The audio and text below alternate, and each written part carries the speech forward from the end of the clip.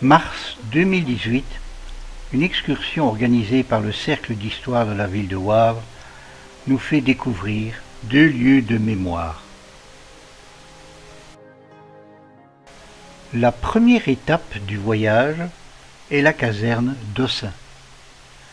Désignée officiellement camp de rassemblement central des Juifs pour la Belgique. Donc ça c'est la caserne d'Ossun, c'était le musée de la déportation et de la résistance. Là, les noms des gens qui ont été déportés sont prononcés. Donc c'est l'inverse que Hitler a voulu faire.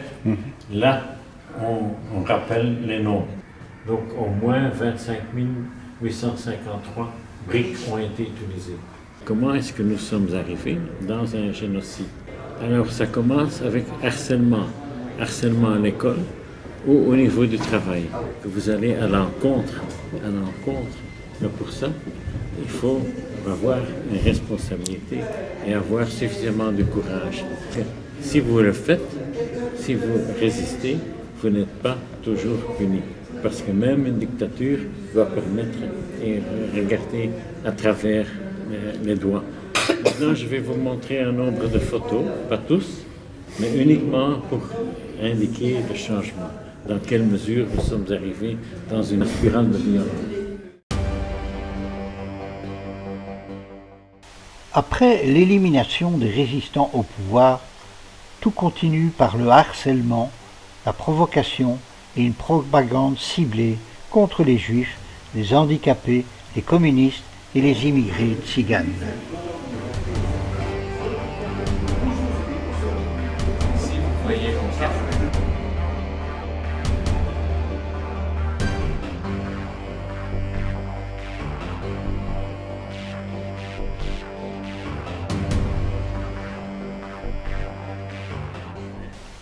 Ensuite fut décidé l'isolement des Juifs et la mise au travail, l'enregistrement obligatoire et la spoliation des biens personnels.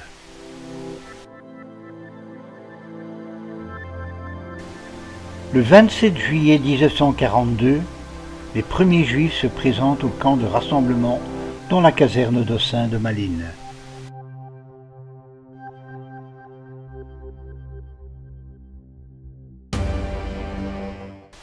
Le premier convoi date du 4 août 1942.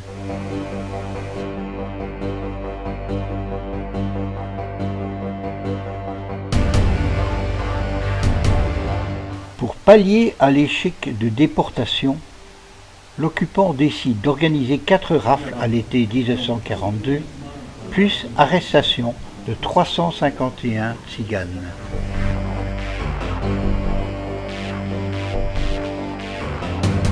Destination finale à Auschwitz, un voyage d'environ 1200 km qui nécessite 2 à 3 jours.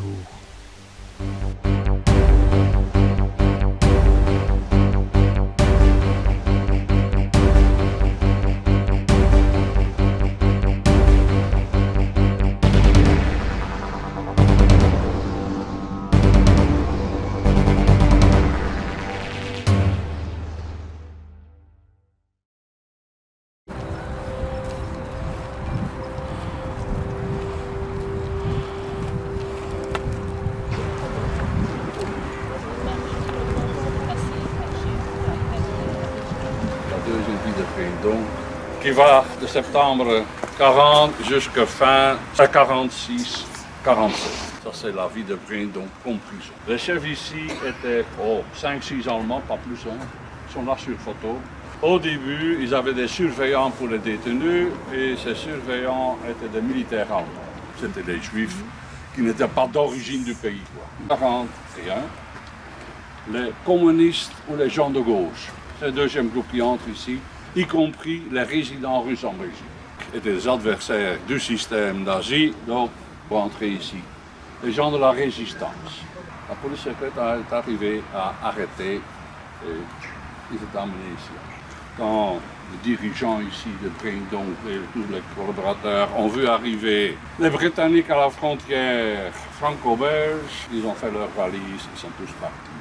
Mais avant de partir, les Allemands ont mis toute l'administration qu'ils avaient concernant les détenus qui sont passés. Toute cette administration a été mise au feu. Résultat, quand on doit citer ici des chiffres, c'est toujours environ autant.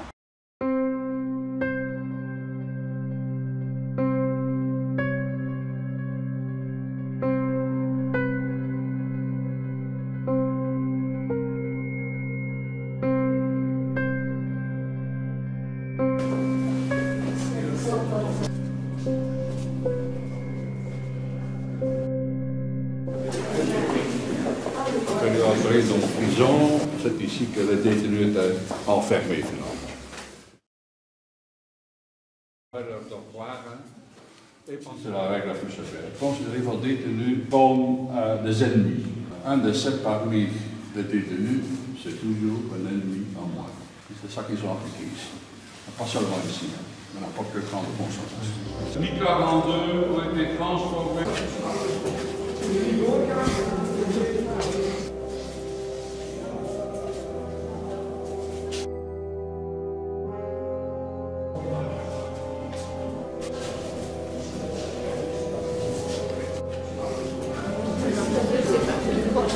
Parmi les 200 exécutés, une victime m'est familière car je l'avais citée dans un film précédent.